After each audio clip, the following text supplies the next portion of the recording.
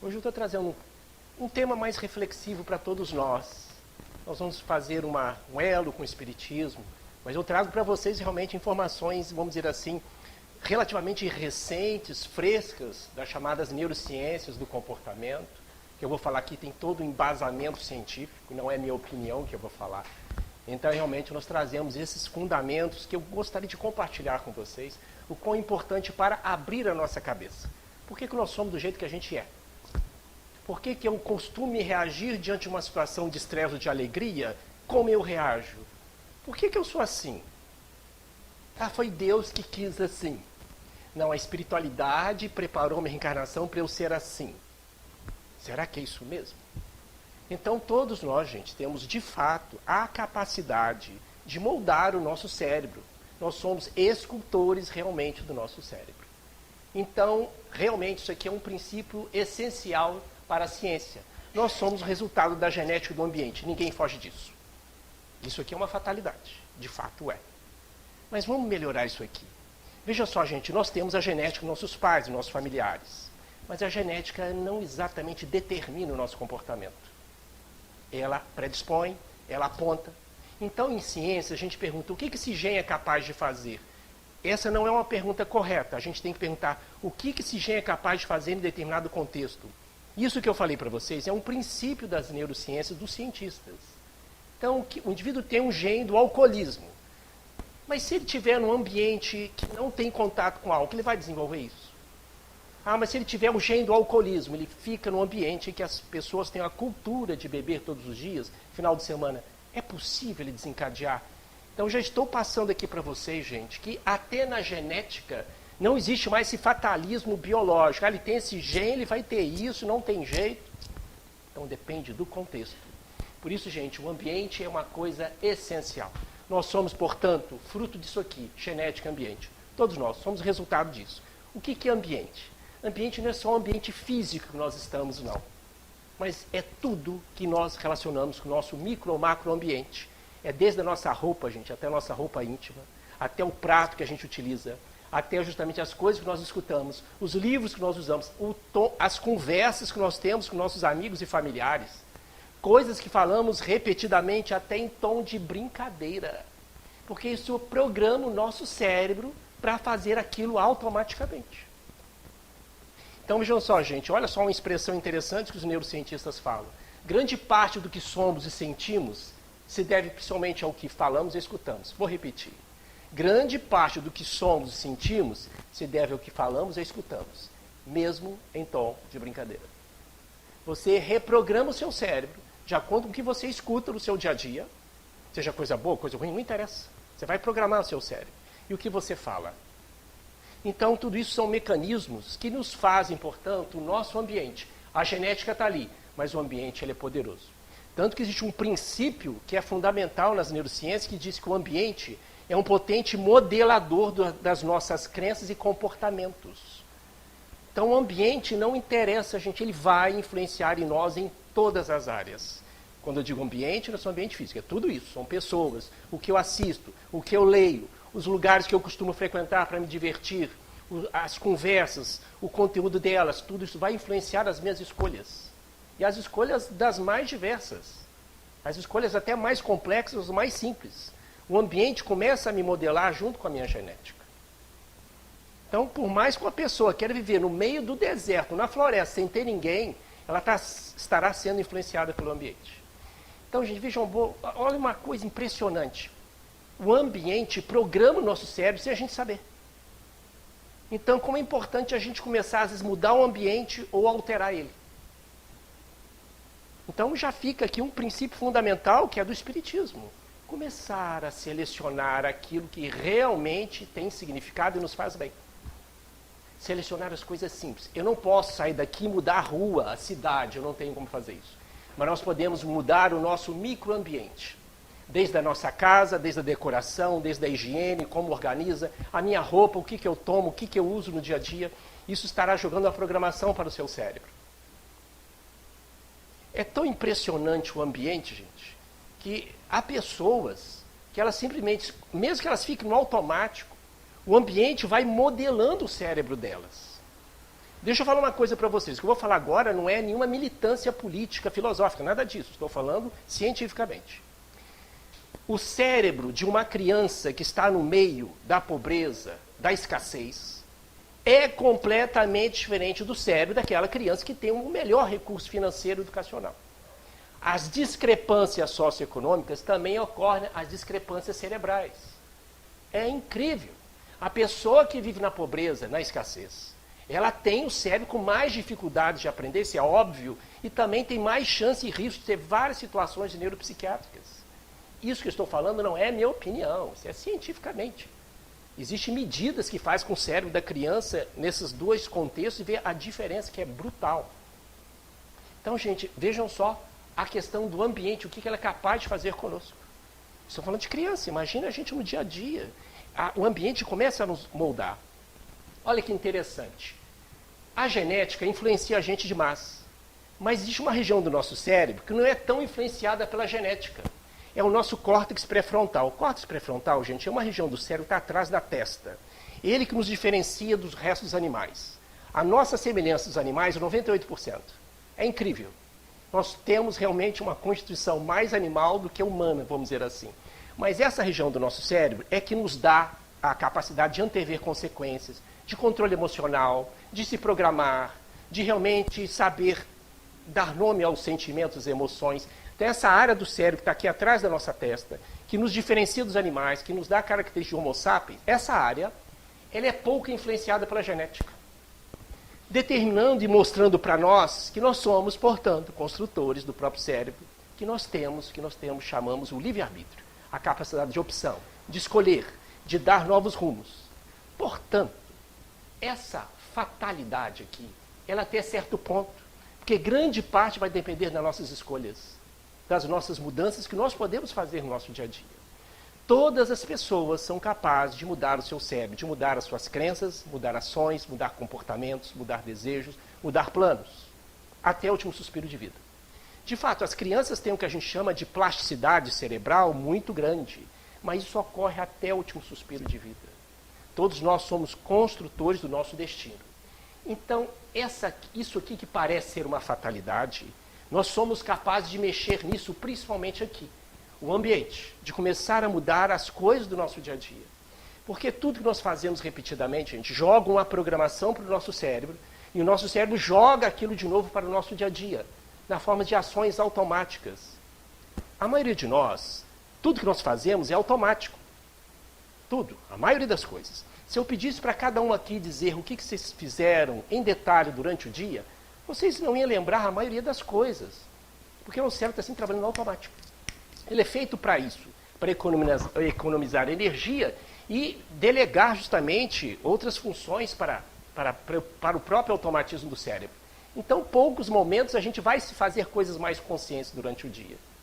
Mas qual que é a grande questão disso? É que tudo que a gente faz no nosso dia a dia, nós colocamos no nosso cérebro, depois de certo tempo, que passa a ser automático. Desde coisas negativas como positivas. Então, tudo que a gente faz, toda ação que a gente faz no nosso dia a dia, vai chegar um momento que aquilo vai virar um hábito. E o hábito é uma ação automatizada que a gente não tem nem consciência.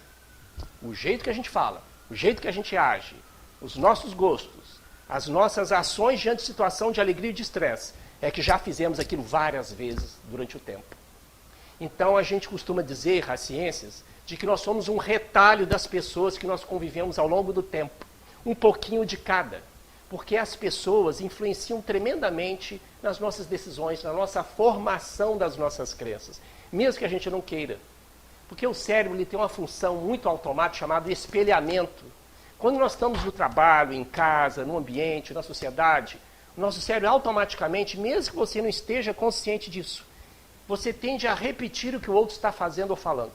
Vocês já veem isso, vocês sabem. Muitos poderiam dar exemplos disso. Nós vemos vários exemplos, pessoas que às vezes, por exemplo, estão na fila de um banco, um indivíduo dá a passagem para uma outra, faz um agrado, é tendência que outros também tratem aquelas outras pessoas da mesma forma, e vice-versa. Se você às vezes ver uma pessoa tratando com rispidez outra, é possível, tem uma grande chance de você levar aquilo para o seu dia a dia. Então, olha só como o espelhamento, o cérebro, ele está sempre programando a nossa mente, as nossas ações de acordo com o ambiente. Então, gente, começar a organizar o nosso ambiente nas coisas mínimas, com a nossa roupa que a gente usa. Há muita gente que usa roupa rasgada dentro de casa. Aí fala assim, Carlos, eu não tenho dinheiro para comprar outra. Tudo bem, costure. Carlos, eu estou com a roupa rasgada, ninguém está vendo. Ninguém está vendo, seu cérebro está. Você está jogando para você uma crença de não merecimento. Eu não mereço usar uma roupa melhor dentro de casa. Olha como isso é sério. Então, gente, não devíamos aceitar um prato rachado, lascado, ou comer num ambiente sujo, desorganizado. Isso leva a uma programação cerebral constantemente. Então, o que é o mais importante? É que a gente tente dar o que está ao nosso alcance, o melhor para nós. Não estamos falando de luxo, não estamos falando de riqueza, de ostentação. Estamos falando de você dar dignidade para você. Então, vejam só, gente. O ambiente, ele faz nos repetir o ambiente. O ambiente nos faz repetir o ambiente. Se o ambiente é desorganizado, sujo, insalubre, nós vamos repetir aqui no nosso dia a dia. Por isso, gente, é muito difícil. Muito difícil. Quem aqui talvez já passou dificuldades, sabe que uma criança que é criada, que vive, que é educada num meio de escassez, é muito difícil ela sair dali. Isso é uma realidade. É uma realidade. Por isso, da nossa participação social cada vez mais, no sentido de ajudar essas pessoas em todos os sentidos. Mas o que eu quero dizer é o seguinte, gente. Vejam só, se eu chegar perto de uma criança agora, que está no meio de escassez extrema, falar assim, olha, você estuda, que você vai conseguir ser melhor. É possível que dê até algum efeito, mas não é o suficiente. Para ela sair daquele ambiente, ela tem que ter uma referência. O que é referência? Alguém que estudou, se esforçou e saiu daquele ambiente igual a ela.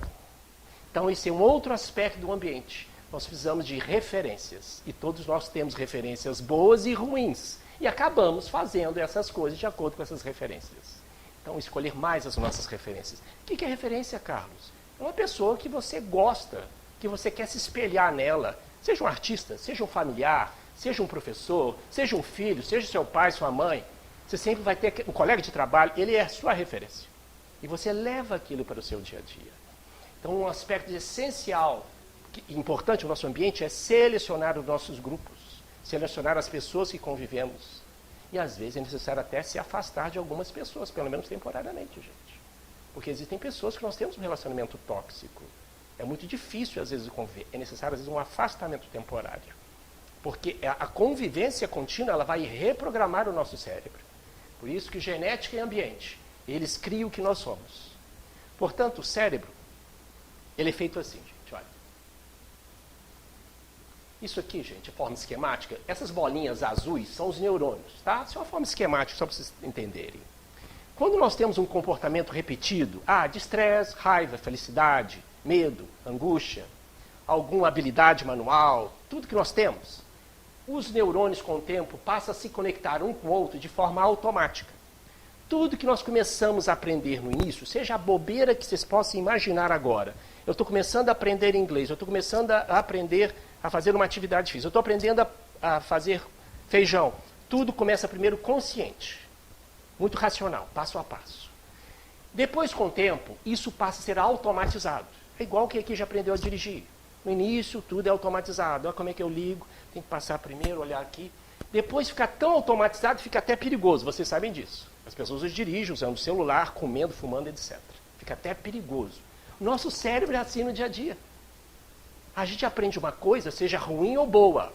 Fica tão no automático, porque essas conexões ficam mais fortes quanto mais estímulo tiver do ambiente. Então imaginem, suponhamos, que alguém está sempre dizendo, minha vida não presta, nada dá certo, eu nasci para ser infeliz, mesmo em tom de brincadeira. O que esse cérebro vai receber de conexões? Ô Carlos, eu faço uma vez ou outra, é apenas uma brincadeira. O seu cérebro não entende separar a realidade da ficção, gente. Você falou, ele está registrando que é realidade. Fala de forma repetida e com significado, aí mais ainda vai ocorrer conexões muito fortes. E você passa a fazer aquilo automaticamente. Um ambiente sujo, desorganizado, você vai levar desorganização para suas funções mentais.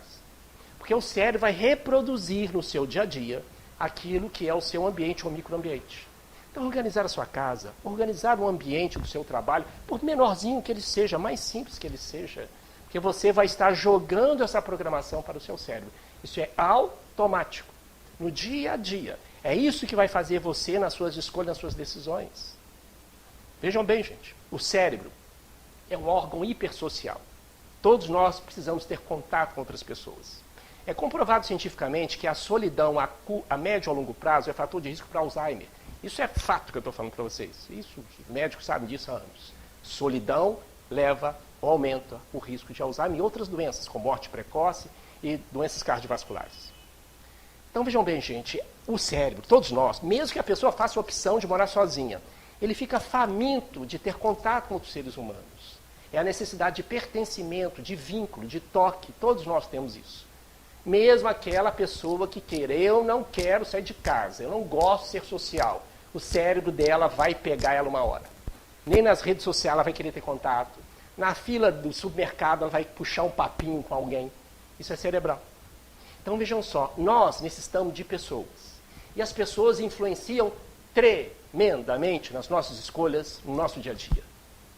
Vejam só, quando nós estamos fazendo uma tomada de decisão, uma escolha, nós levamos em conta não só as nossas expectativas em relação a essa escolha, mas levamos em conta as expectativas que as pessoas têm de nós em relação a essa escolha. Isso é automático. Eu vou fazer isso, eu vou tomar essa decisão, mas eu tenho que tomar uma decisão de tal forma que eu não desagrade tanto o meu círculo familiar e o meu círculo de amigos. É isso que o cérebro faz. Ah, Carlos, eu não faço isso não, eu escolho o que vem na minha cabeça. Não, não faz isso não, gente. Todos nós somos influenciados 100% pelo nosso círculo afetivo, mesmo longe. Então vocês verem como, gente, as pessoas que estão na sua volta influenciam. Nas mínimas escolhas do dia a dia, influenciam tremendamente. Então, mais uma vez, selecionar melhor nossos círculos afetivos, com quem nós conversamos, com quem o tom da conversa ou o conteúdo da conversa que temos no nosso dia a dia. Então, gente, ambiente, local, organização, pessoas, o que assistimos, o que lemos, o que escutamos, tudo isso programa o nosso cérebro, que ele vai nos dar justamente uma programação automática. No início começa a ser muito racional, depois nós fazemos aquilo sem pensar. Os mesmos mecanismos que levam ao vício, o vício à cocaína, à droga, ao álcool, são os mesmos mecanismos que faz a gente tornar uma ação consciente em automático, em hábito. A mesma região do cérebro que faz alguém ficar viciado é a mesma região do cérebro que faz a gente criar hábitos, seja positivo ou negativo. Porque o cérebro, gente, ele não gosta de gastar energia. Ele quer coisa rápida. O cérebro é feito para isso, para ter conexões rápidas e nos dar resposta rápida, eficaz, economizar energia. E ele funciona assim. Então, mais do que nunca, nós precisamos ter mais consciência com as nossas escolhas, o que fazemos no nosso dia a dia. Esses circuitos, gente, muitas vezes eles se conectam tão forte, de acordo justamente com os estímulos que a gente tem e o significado que tem. Isso aqui é uma coisa muito importante ainda falando sobre essa questão de formação de hábitos. O que é mais importante? Disciplina ou motivação quando estou querendo realizar algo? Eu já vi até nas redes sociais, alguns até experts na área de desenvolvimento pessoal, falando uma grande besteira, que motivação é coisa de pessoas que não entendem nada. Muito pelo contrário, gente. Disciplina e motivação são duas coisas muito importantes. Então, disciplina é importante, mas motivação também. Deixa eu explicar uma coisa. Quando a gente quer realizar alguma coisa diferente, você deve começar mesmo sem vontade. Eu quero ir na academia malhar, eu quero fazer regime, eu quero estudar inglês, eu quero aprender a ser um bom marido, uma melhor esposa, quero ficar mais calmo, quero ir no centro mais vezes, quero ficar mais espiritualizado. Comece mesmo sem vontade. Você precisa de fazer isso. É uma forma de estimular o cérebro. Tem que ter ido. A rotina, a constância, nos ajuda a formar a ação e a ação formar um hábito. Seja lá o que for que você queira fazer aqui hoje, ou na sua vida, tem que começar mesmo sem vontade. Mas só que chega um momento que tem que ter significado aquilo que você está fazendo, gente. Tem que ter valor claro. É a motivação. A motivação a gente não repete. Não repete. A disciplina sim. Mas você tem que ajudar seu cérebro a entender que aquilo tem significado. Vou dar um exemplo específico. Ah, me falaram que para a academia é bom. Faz bem para a minha saúde. Isso é muito vago para o cérebro, você tem que ser mais específico. Eu vou para a academia, eu vou perder peso, vou ter mais condicionamento físico, eu vou ser elogiado pelo meu marido ou para minha esposa, eu vou caber naquela roupa que eu sempre quis. Olha só, o cérebro, gente, precisa de significado, valor. É assim que ele funciona. É assim também o animal. Quando a gente quer formar uma nova ação, uma nova qualidade, seja lá qual for, até de coisas negativas, ele precisa de significado. Se não tem significado, não vai. É por isso, gente, que bilhões de pessoas nesse planeta se encontram agarradas na vida ou sem significado. Está naquele trabalho, mas não está legal. Está numa relação afetiva, não está legal. Está naquela religião e passa para outra, não está legal. A vida financeira não está legal. Está levando a vida no automático. A grande massa planetária está assim, levando a vida no automático. E o Espiritismo, mais do que nunca, tem esse papel de fazer funcionar o córtex pré-frontal e sair do automatismo da nossa animalidade. E dizer que nós somos muito mais do que genética, muito mais do que carne. E começar a questionar, eu posso fazer mais, eu posso ser mais. E começamos aqui com a disciplina. Mas tem que ter significado tudo que a gente faz. Dando outro exemplo, simples. Realmente, eu quero aprender a estudar inglês. Me falaram que é muito bom aprender inglês, né? Se eu vou subir no meu trabalho. Tá, legal, mas tem que ser mais específico. Senão o cérebro não vai. Qual que é o significado de você estudar inglês? Eu vou fazer uma viagem para o exterior. Eu vou ganhar mais no meu trabalho. Aí eu vou fazer um concurso. Eu vou começar a estudar. Falaram que é muito bom.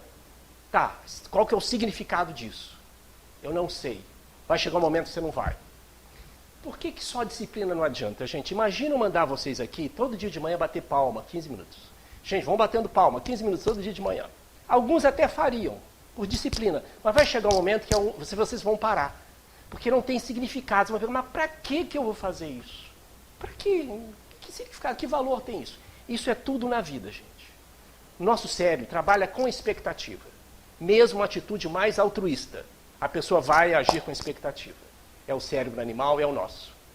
Nós estamos falando de espíritos que pertencem à espécie humana, tá, gente? Não estamos falando de arcanjos aqui.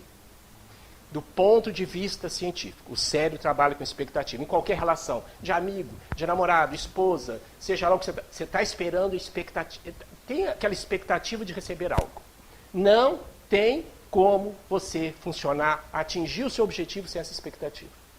Expectativa de espiritualização, de dinheiro, de prazer, seja lá o que for que vocês puderem pensar. Eu repito, gente, por isso, quando nós estamos fazendo algo, ou uma coisa que você queira fazer, estabeleça o significado, o valor daquilo. Para que eu estou fazendo isso? Isso tem significado para mim? Qual o sentimento que eu tenho diante disso? Então, sempre repensar no que você está fazendo. Qual o valor disso? Ou ajude o cérebro a encontrar o significado, o valor. Porque às vezes a recompensa está lá na frente. Visualize, feche os olhos. O que eu vou ganhar com isso? Se vê lá na frente o que você deseja. É assim que o cérebro trabalha, que o animal também trabalha. Gente, nós não temos como ficar livre disso. A nossa vida tem que ter significado. Quando não tem, não vai para frente. E é um dos papéis das religiões. Segundo estudos em neurociências e ciências de modo geral, um dos principais benefícios que a religião tem, além de diminuir o estresse, depressão e ansiedade e a incidência de transtornos neuropsiquiátricos, é dar significado para a vida das pessoas. Os trabalhos científicos demonstram isso. Que as religiões, de modo geral, fazem as pessoas ter mais significado de vida. Então, disciplina é importante, comece a fazer, mas motivação é essencial para a nossa ação. Motivo para agir, motivação. Seja lá o que for que vocês queiram fazer a partir de amanhã. Tem que ajudar o cérebro a entender o valor, significado. De tudo, gente. Seja uma amizade, seja uma atividade mais simples que vocês queiram fazer. É por isso que muitas vezes a gente procrastina. Ou as pessoas muitas vezes tendem a procrastinar. Porque o nosso cérebro, ele gosta de prazer rápido e fácil. Por isso o celular é aqui, ó, uma fonte de prazer rápido e fácil para o cérebro. Porque ele drena rápido. A gente está fazendo uma coisa e está olhando outra. Então não é fácil, às vezes, manter realmente o foco, sustentar um foco numa coisa que a gente quer muito. Por causa que o nosso cérebro ele tende a dispersar fácil, ele não gosta de gastar energia. Nosso cérebro não foi feito para manter foco por muito tempo. Por causa justamente desse mecanismo que ele gosta de prazer rápido e fácil. Mas nós podemos treinar o nosso cérebro, com certeza, cada vez mais desenvolvendo a nossa disciplina e sempre procurando motivo para agir. Guardem isso. Nosso cérebro funciona assim. E se queremos atingir uma espiritualização, temos que encontrar um motivo para agir. É por isso que as pessoas perguntam, puxa vida, um indivíduo sabe tanto a Bíblia, sabe tanto sobre o Espiritismo, por que ele não aplica isso? Porque ele não melhora? Está faltando um pouco disso, mas principalmente isso, gente. Não tem significado, fica muito na cultura, no cérebro. Estou falando de todos nós, estou me incluído no meio. Porque qual é o significado de eu ser mais humilde? Qual é o significado de eu perdoar? Qual é o significado de eu ser mais cristão? Qual é o significado de eu fazer caridade? Para que não entre no automático. Ah, porque falaram que é bom, eu tenho que ser bom com Deus. Isso é muito inespecífico. Então, gente, o que eu quero dizer é que cada um tem que achar o seu significado. Não é o centro, não é a religião que vai fazer isso. Não sou eu, não é o padre, não é o pastor, não é o médium da casa. Mas é vocês que vão encontrar o significado de fazer isso. Por isso, gente, que a espiritualidade, o caminho dela, chega um momento que ela é muito pessoal. O que realmente é uma prova da espiritualidade de Deus para você não é para mim. E deve ser respeitado. Porque esse caminhar para a espiritualidade, ele chega um momento que ele é muito individual. E devemos respeitar essa individualidade das pessoas. Então, que é motivação para você, significado para você, pode não ser para mim. Então, encontre o seu. Se você quer melhorar em alguma área da sua vida, encontre o significado para melhorar. Por que eu quero melhorar isso? Qual que é o significado? Qual que é a recompensa? Qual que é o valor? Carlos, recompensa? Seu cérebro funciona assim. É isso que eu quero mostrar para vocês, gente. Que nós somos ainda espíritos que pertencem à espécie humana.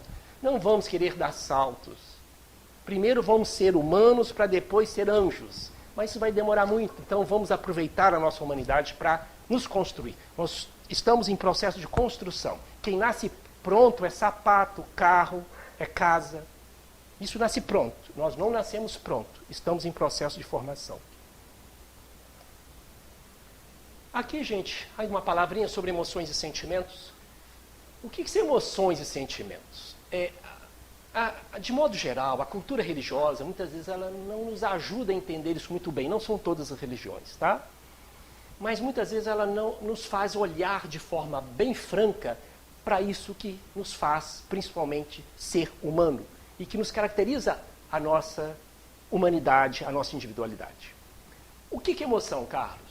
Gente, as emoções, elas são justamente adaptativas. Elas vêm das regiões mais profundas do cérebro. Todos nós temos 6 emoções básicas, que o animalzinho lá da sua casa, o seu gatinho, o seu cachorro tem. São essas. Raiva, medo, tristeza, alegria, nojo e surpresa. O que, Carlos? Os animais têm? Sim, todos eles têm. E nós temos essas emoções no dia a dia. Ah, Carlos, não, eu não tenho medo, raiva, não, que isso, eu sou um cristão. Não, nojo. Não, gente, não. Isso faz parte do nosso cérebro. Uma pessoa que não tem raiva, medo, tristeza, ela não tem vida, ela não é um ser humano. Isso aqui, gente, é adaptativo. Deus colocou isso no nosso cérebro justamente para nós sobrevivermos como animal. Todos nós temos medo. Se nós não tivéssemos medo, gente, nós não estaríamos aqui. Só para vocês terem uma ideia, a importância, como as emoções são adaptativas. As emoções, gente, a gente fala que a gente não sente emoção, a gente expressa ela, porque a emoção ela está no corpo. Ela dura geralmente alguns segundos. Nós não temos que controlar a emoção, porque diante de um estímulo interno e externo, a gente sente. É a raiva, é o medo, é o nojo, é rápido, a gente não tem consciência, vai ter consciência depois.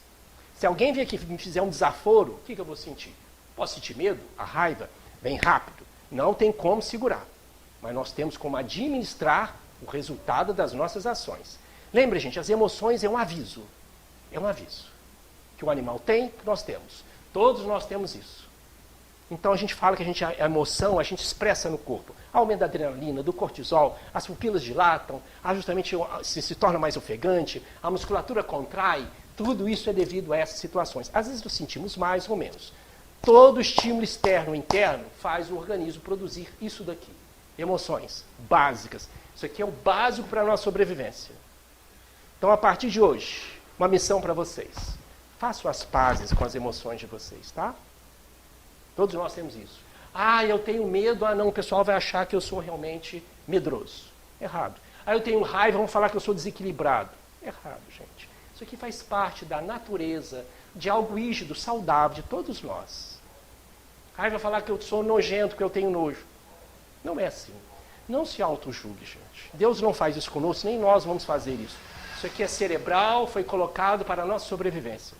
Só para ter uma ideia, O medo, gente, ele é extremamente importante para a nossa conservação. Vocês sabiam que ninguém se suicida de fato porque quer se matar? Não existe isso. O cérebro é voraz para manter você vivo. O cérebro faz de tudo, gente, para você manter vivo, mas qualquer coisa ele faz para você manter vivo. Quando a pessoa suicida, é porque ela realmente quer matar a dor que ela está sentindo. Mas ela de fato não quer tirar a vida dela. Isso é fato que eu estou falando para vocês. Fato. Guardem isso. Ninguém em sã consciência quer de fato tirar a vida. Ele quer acabar com a dor dele. O desespero é tanto que ele quer tirar a dor. Mas isso aqui segura ao máximo. Ao máximo. Tanto que os espíritos falam que muitos indivíduos que suicidam, eles se arrependem naquele momento final. Muitos se arrependem. Naquele ato final. Para você ver como o cérebro está segurando a vida até o último momento. Existe uma doença raríssima. Tem 20 pessoas no planeta Terra que tem isso. Está acabando, tá, amigo? O medo. Existe uma doença chamada doença de Utaviet. Utaviet. É um alemão, um holandês que descobriu isso. Utaviet. É uma doença raríssima. A pessoa que tem isso, ela tem problemas na pele, uma proteína que faz com que a pele dela fique mais grossa, alterações na víscera. E existe uma mulher no planeta Terra que, portanto, tem essa doença e ela não sente medo. Porque existe uma região do nosso cérebro chamada amígdala cerebral. Não é a amígdala da garganta, não. A amígdala cerebral são duas bolinhas que nós temos, onde dispara essas emoções. E essa mulher, portanto, tinha uma região dela com defeito, devido a essa doença. Ela nunca sentiu medo na vida. Ela mora nos Estados Unidos, e ela mora em uma região socialmente de risco social, E a vida dela foi ameaçada várias vezes, com uma faca no pescoço. E ela continuou passando pelos mesmos caminhos, já ameaçada várias vezes, porque ela justamente não sentia medo. E ela teve realmente muitos problemas de saúde, porque não sentia medo. Ela tinha todas as outras emoções, sentimentos, toda a intelectualidade normal. Tanto que o médico holandês que pesquisa essa doença, quando viu essa mulher pela primeira vez, foi estudá-la, ele falou para si mesmo, como é que essa mulher pode estar viva? Não é possível que uma mulher que não tem medo estar viva. Então vocês verem a importância das emoções. Estou citando apenas o exemplo. Então, assim, gente, são todas as outras. São adaptativas. Uma hora a gente pode vir só para falar da importância de uma por uma. Então, façam as pazes com as emoções de vocês. Tanto que os neurocientistas falam que nós somos animais que sentem, não que pensam, que sentem emoções. Nós somos seres que sentem emoções. Então, essas emoções fazem parte do nosso dia a dia. Não tem como ficar livre dela. Nós podemos administrar, sim, os resultados dela. Sufocar as emoções é negativo, porque aumenta o risco de várias doenças. Mas também extravasar elas podemos levar até um crime, ou a destruição de outra pessoa. Então é a disciplina, é o que a gente chama de inteligência afetiva e inteligência emocional. E o que são os sentimentos? O sentimento, gente, não é algo tão profundo, que nem todos os animais têm. Algo mais consciente, que a gente diz racional. Os sentimentos, portanto, gente, é a leitura do que nós estamos vivendo emocionalmente. É a interpretação das emoções. O que são sentimentos? É o amor, é a raiva, é a inveja, perdão, a compaixão. É justamente a indiferença. Isso são sentimentos, que todos nós temos no dia a dia. As emoções, a gente não consegue esconder socialmente, não. Quando alguém fica com raiva, você sabe que a pessoa está estranha, ou quando está muito alegre, você sabe que está estranha. Os sentimentos a gente pode esconder, ou pelo menos na maioria das vezes a gente consegue esconder, porque a gente não consegue expressar ele tão facilmente. Então, os sentimentos é isso. É a leitura, a interpretação que fazemos das emoções. Os vários sentimentos que vocês possam imaginar aqui. Eles também são adaptativos, gente. Eles fazem parte justamente para a nossa adaptação, para o nosso crescimento, para a nossa preservação pessoal. O problema, gente, é que a gente vê os sentimentos também com algo negativo. Nós não podemos nos julgar por ter o sentimento Y, B, C. Apenas aceite. É o primeiro ponto, a aceitação. Existe uma coisa muito importante que eu estou ensinando para vocês, uma técnica validada neurocientificamente. Quando tiver um sentimento, está difícil aquele sentimento, nomeie ele, chamada nomeação afetiva. O que eu estou sentindo? Estou sentindo inveja do meu amigo. Fale, sinta. Isso é uma forma de você ficar consciente e diminuir as emoções mais profundas, mais básicas. Que quando você torna consciente o que você está sentindo, a emoção ou o sentimento, Você faz ele mais racional e você diminui o impacto dele na sua economia cerebral. Então chama nominação ou nomear afetos. O que você está sentindo? Aceitar, nomear. Eu estou sentindo somente raiva do meu chefe, da minha esposa, do meu marido, do meu filho. Nomear, eu também estou sentindo raiva mesmo. Isso é uma forma de diminuir o impacto das nossas emoções. Por quê? O que nós fomos criados, gente? É justamente para sufocar ou negar as emoções e os sentimentos. Não, raiva eu não posso sentir, medo eu não posso sentir. Não, isso não é correto. A pessoa entra em conflito. Aí depois isso vai explodir lá na frente, numa discussão, num momento inapropriado. Então, é aceitação. E nomear o que você está sentindo. Comece a fazer isso. É de grande valia para todos nós. Diminuindo nossos automatismos, diminuindo nossos impulsos no nosso dia a dia. Portanto, gente, esse arcabouço cerebral foi criado pelas mãos de Deus, para que a gente pudesse crescer na Terra. Não devemos mais negar a nossa animalidade. Devemos colocar ela a nosso favor. Tudo o que eu disse, gente, todas as pessoas na face da Terra têm essas funções. E nós não podemos negar a coisa mais bela que nós temos, que é a nossa humanidade. As religiões são maravilhosas, mas infelizmente a cultura religiosa pode ter um viés perigoso, que a gente passa a viver um mundo da idealização, em que a gente quer ser algo que ainda nós não podemos ser de fato na perfeição. O oposto de perfeição é ser humano, guardem isso. A perfeição é uma crença disfuncional, patológica. Perfeição não existe, somente Deus. A perfeição está só na nossa mente, gente. Então guarde isso. Vamos fazer as pazes com a nossa humanidade. Que Jesus nos abençoe, nos dê muita prosperidade, muita luz para todos nós.